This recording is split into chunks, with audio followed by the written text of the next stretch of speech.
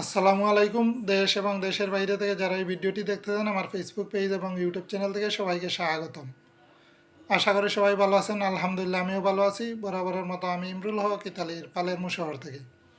আমি আজকে আপনাদেরকে বিএফএস গ্লোবাল নিয়ে সম্পূর্ণ আপডেটটি দেওয়ার চেষ্টা করব। আশা করি আপনারা সম্পূর্ণ ভিডিওটি দেখবেন। আর যদি ভিডিওটি ভালো লাগে অবশ্যই লাইক এবং কমেন্টস করবেন, সেই সাথে শেয়ার করে অন্যকে দেখার সুযোগ করে দিবেন। এবার আসি মূল কথায়। আজকে 11ই সেপ্টেম্বর 2024 সাল, রোজ বুধবার। আজকে ঢাকা, সিলেট এবং চিটাগাং এই তিনটি বিএফএস গ্লোবাল মিলিয়ে আসলে আমাদের জন্য তেমন কোনো ভালো সংবাদ নেই। বিশেষ করে ওয়ার্ক ভিসা নিয়ে আসলে ভালো কোনো সংবাদ নেই। তো ফ্যামিলি ভিসা নিয়ে কিছু সুসংবাদ আছে। তো যাই হোক, আপনারা ধৈর্য সহকারে সম্পূর্ণ ভিডিওটি দেখবেন। আমি এক এক করে তিনটে বিএফএস গ্লোবালের আপডেটটি দিয়ে নেব।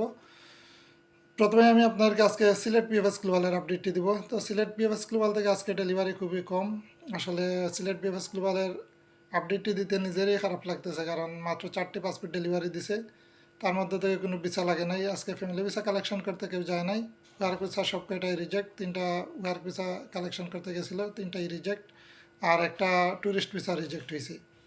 তো ওয়ার্ক ভিসাগুলো এই 2023 সালের জমা ছিল সেপ্টেম্বর অক্টোবর মাসের।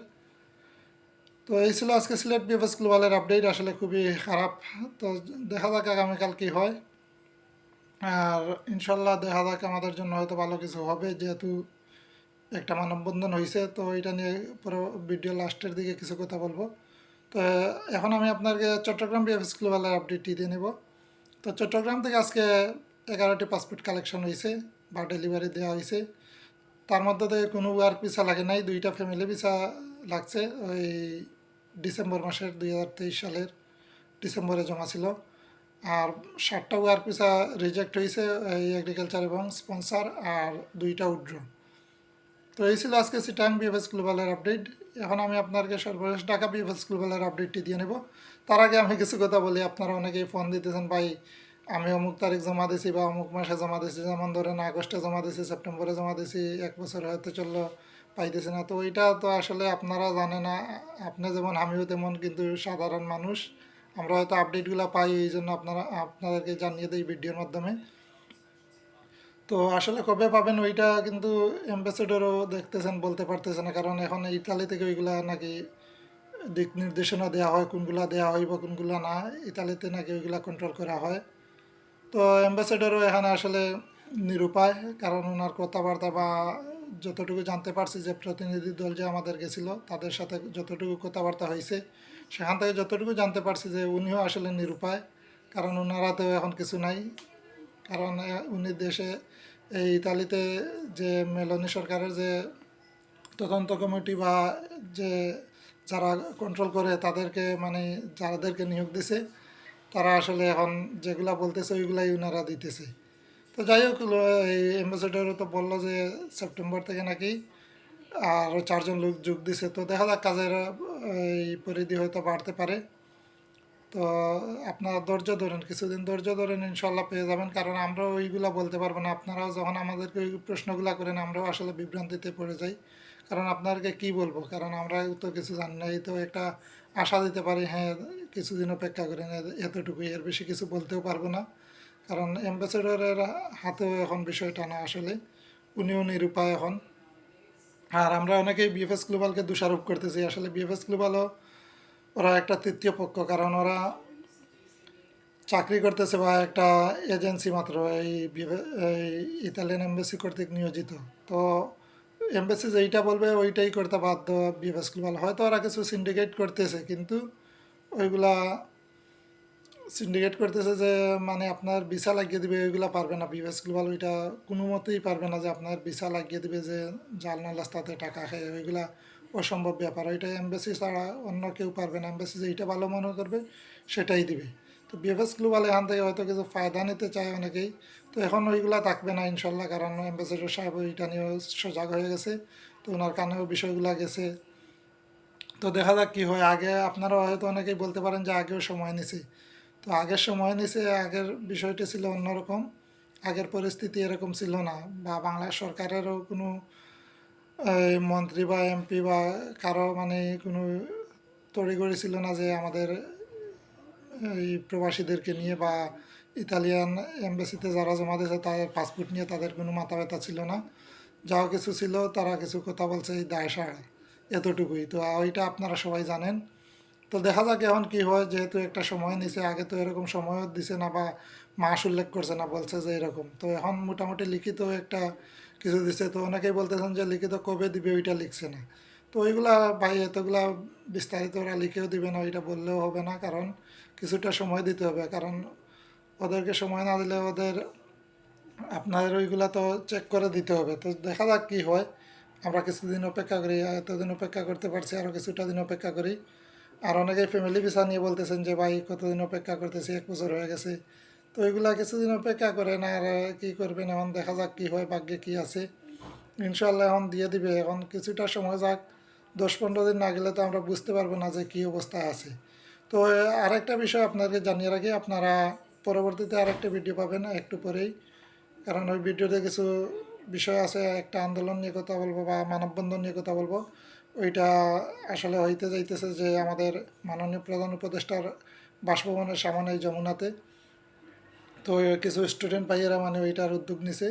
তো হয়তো এই মাসের 15 তারিখে ওনারা আন্দোলন এই মানববন্ধনটা করবে। তো আসলে সরি, আন্দোলন মানে বের হয়ে গেছে মুখ দিয়ে, আসলে আন্দোলন বলাটা ঠিক না, মানববন্ধন।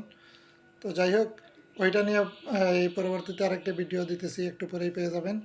তো এখন আমি আপডেটটি দিয়ে নেই। আর আপনারা যারা চ্যানেলে নতুন, অবশ্যই চ্যানেলটি সাবস্ক্রাইব করে রাখবেন।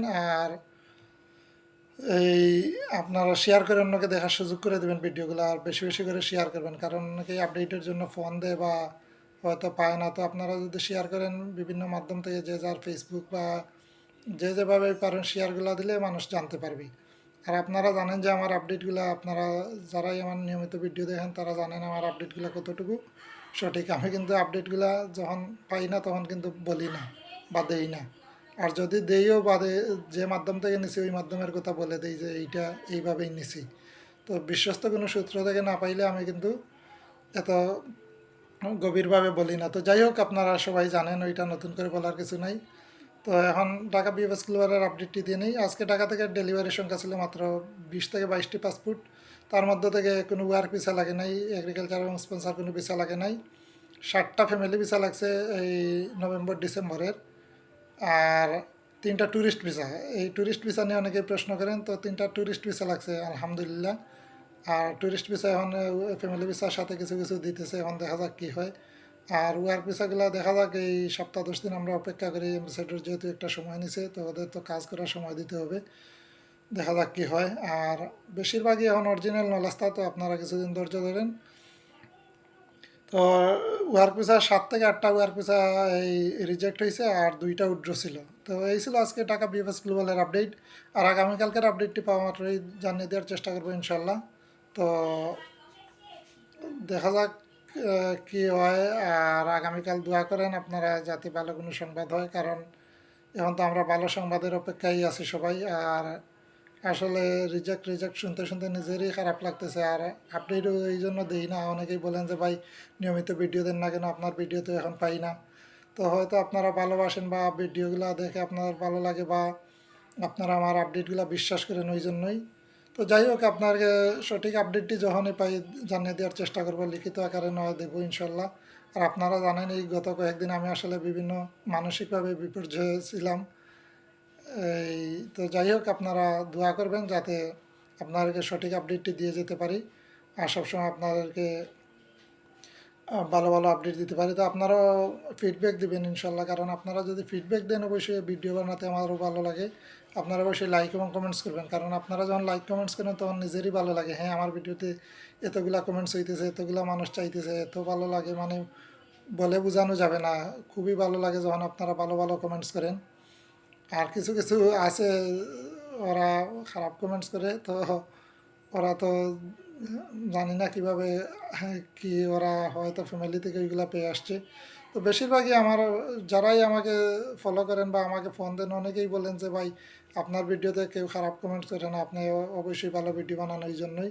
তো যাই হোক, আশা করি আপনারা সবাই এভাবে সাপোর্ট দিয়ে যাবেন আর সুন্দর সুন্দর কমেন্টস করবেন। যত কমেন্টস করলে আমার নিজেরই ভালো লাগে যে আপনারা যে যায় এইভাবেই হোক আলহামদুলিল্লাহ বলেন, বা যে কোনোভাবেই। আর প্রশ্নবোধক কোনো কমেন্টস থাকলে অবশ্যই জানতে চাইলে লিখবেন, আমি অবশ্যই আনসার দেওয়ার চেষ্টা করব। তো আজকে এই পর্যন্ত, সবাই সুস্থ থাকুন, ভালো থাকুন। আসসালামু আলাইকুম। আর পরবর্তী ভিডিও দেখার আমন্ত্রণ রইল। এই ৩-৪ ঘন্টার ভিতরে ইনশাল্লাহ পেয়ে যাবেন ওইটা মানববন্ধন নিয়ে। কারণ মাননীয় উপদেষ্টা সাহেবের এই বাসভবন যমুনার সামনেই মানববন্ধনটা হইতে যাইতেছে এই 15 তারিখ। তো এটা নিয়ে অবশ্যই বিস্তারিত আলোচনা হবে ইনশাল্লাহ। তো আপনারা পরবর্তী ভিডিও দেখার জন্য অপেক্ষায় থাকেন বা আগামীকাল সকালেই পেয়ে যাবেন। কারণ এখানে তো আমাদের ইতালিতে এখন বিকাল সন্ধ্যার টাইম হইতেছে, তো হয়তো আপলোড দিতে দিতে একটু লেট হয়ে যাবে। তো অবশ্যই পেয়ে যাবেন আগামীকাল সকালের মধ্যেই। তো ইনশাল্লাহ সবাই ভালো থাকুন। আসসালামু আলাইকুম।